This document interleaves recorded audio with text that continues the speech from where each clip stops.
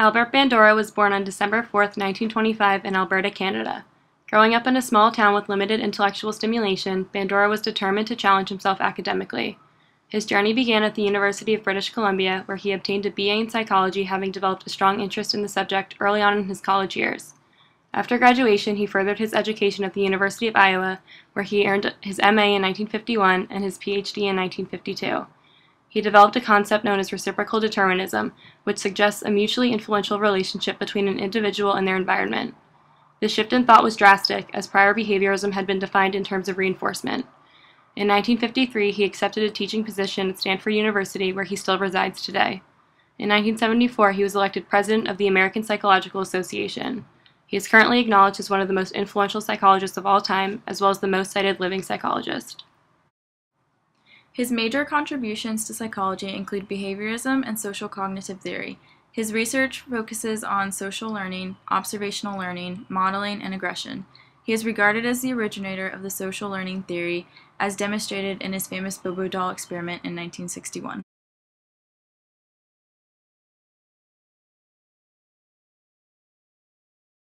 Hey Alyssa, beautiful day here at Stanford. Hey Jenna. What's up? What are you doing? Just looking over some notes. Have you started studying for Hampton's test yet? Oh crap, I haven't. I haven't either, no. Should we go talk to him? Yeah, we should go see him during his office hours. Yeah, I think so now. Let's go. Alright, let's go. Okay. Oh, Hampton's not here. He's never here. He's probably out fishing. Or golfing or something. Maybe fishing with golf balls. Or golfing with fish. What are we gonna do? Doesn't that Bandura guy work here? Yeah, he does. He did the Bobo doll experiment, right? Yeah, we should go see him. Let's go find his office. Yeah. Okay. Hey, Dr. Bandura, we have a test on behaviorism coming up. Do you think you could help us out and tell us about the Bobo doll experiment? Of course, ladies. It all began in 1961. And? Oh, sorry, of course. Well, I wanted to see if children could learn social behaviors through modeling others. So how did you do it? Well, we took 36 boys and 36 girls, ranging in age from 3 to 6, at the Stanford University Nursery School. I think that's where Dr. Kolar's children went. Then what happened? Each child was exposed to the scenario individually, as not to be distracted by classmates. First, the child and the adult model who would be modeling aggressive behavior were brought into a playroom. The child was placed in one corner of the room, surrounded by appealing activities. The adult model was placed in the other corner, surrounded by a toy set, mallet, and an inflatable Bobo doll. Wait, what's a Bobo doll? Well, young lady, why don't you take a look? Oh. A Bobo doll is an inflatable toy that is about 5 feet tall. Bobo dolls were often painted to look like clowns and weighted at the bottom so that if you knock it over, it comes right back up. Alright, so go on about your experiment. Well, before leaving, the experimenter explained to the child that the toys were reserved for others. During the aggressive model condition, the adult began playing with the toys for about a minute. Afterwards, the adult would start to show both physical and verbal aggression towards the Bobo doll. Physical aggression included hitting, punching, and using the mallet to strike the Bobo doll. Verbal aggression included statements such as hit him down, kick him, and sock him. After a period of 10 minutes, the experimenter came back into the room, allowed the adult model to leave, and took the child into another playroom. During the non-aggressive adult model condition, the adult played with the other toys for 10 minutes, ignoring the Bobo doll, followed by the child being taken into another playroom. So what happened next in the experiment? The next part of the experiment took place in the other playroom the children were taken to. This playroom was filled with toys, and the child was invited to play with them. After a couple of minutes, the experimenter revoked the child's privilege to play with those toys, telling them that those toys were reserved for other children, thus building frustration up within the child. Instead, the experimenter told the child that they would be allowed to play with the toys in the experimental room that they were previously in. This room contained the Bobo doll as well as other toys. The child was left to play for 20 minutes in the room. Makes sense. This is really interesting. I'm glad you think so. Ultimately, I found that the children exposed to aggressive models were more likely to act in physically aggressive ways than the children not exposed to aggressive models. Furthermore, I found that boys exhibited more physical and verbal aggression than females, and were more influenced by same-sex adult models than opposite-sex adult models. Children look to adults for information on how to behave. Observing adults By behaving aggressively in this scenario confirms the appropriateness of such behavior to the children, thus leading to the imitation of aggression we saw in this experiment. Does that make sense? Yeah, I think it makes sense. I'm more of a visual learner, though. Oh, okay, great. Well, I actually have a video here for you.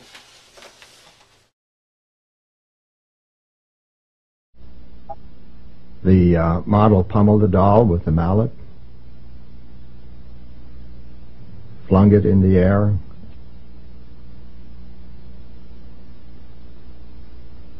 kicked it repeatedly,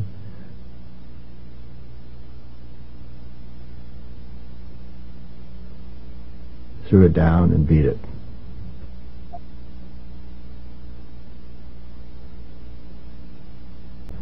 It was once widely believed that seeing others vent aggression would drain the viewer's aggressive drive. As you can see, exposure to aggressive modeling is hardly cathartic.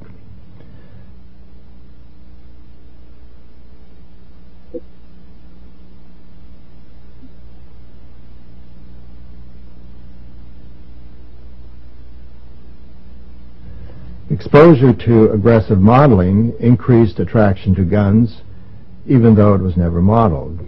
Guns had less appeal to children who had no exposure to the aggressive modeling. The children also picked up the novel hostile language.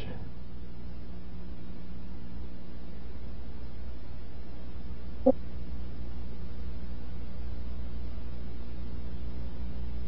that was a really interesting video. Thank you for showing us that. Yeah, absolutely. Do you mind if we ask you a couple more questions? Of course not. What would you like to know? Well, first, why exactly is this research important to the field of behavioral psychology? Well, basically, this research suggests that behaviors can be learned not only through rewards and punishments, but also by watching others and imitating them. Also noteworthy, differences in aggression exist between boys and girls. Moreover, environmental factors play a significant role in behavioral aggression, and genetic factors also play a significant role in the extent of behavioral aggression. This experiment influenced future research on the effects of observational learning, as well as provided implications on how aggression in children can be affected by exposure to violent media. So what does this say about human nature? Children exposed to the aggressive model were more likely to act in physically aggressive ways than those not exposed to the aggressive model. Their behavior was learned through social imitation and copying. Lastly, social learning occurs through observation, and we look to others to validate our own behaviors to determine what is appropriate and acceptable. Okay. So was there any coverage in the news about this? Oh yes. Do tell. There were many stories in the media covering this experiment. In the early 1960s, there was a great deal of concern regarding a child's development. This research contributed as evidence in the debate regarding the effects of violent media on children. Further research was to be conducted to determine if behavior was the result of genetics or social learning. I designed the Bobo doll experiment to gain more insight into children's behavior as a product of observation. Was there any controversy? Some radical behaviors have attempted to counter my theory. They believe that thoughts don't affect behaviors. Also, critics argue that my experiment was morally wrong, as subjects were manipulated to respond in an aggressive manner. They said the experiment was unethical, suggesting that the children suffered long-term consequences. I believe that this outcome for those subjects is unlikely, although it can never be certain. Lastly, they stated that my social learning theory ignores individual biological differences. Whatever. I understand. So did this change any part of psychology or alter the way we think about human nature? Yes, I believe it did. This experiment proved my theory of social learning, which, to reiterate, states that we learn through watching the behaviors of others. Prior to my influential research, behaviorism was linked to reinforcement. So, how does this fit in with what you've learned in class? Well, I guess what he's trying to say is that, contrary to other behaviorists, direct reinforcement isn't needed to produce behavior, that behaviors can come about through observation and through imitating others, right? Yeah, and we've learned in Hampton's class that there are 3 major types of learning described in behavioral psychology, such as Pavlov's classical conditioning, Right. Skinner and Thorndike's operant conditioning, and now your observational learning. Yeah. Great, well, I'm so happy to hear that learning can finally come together. Thank you for helping us. Yeah, I really Absolutely. appreciate it. Yeah, Thanks go. for letting us pick your brain. Good luck on the test, ladies. Thank Thank you. Hampton's hard.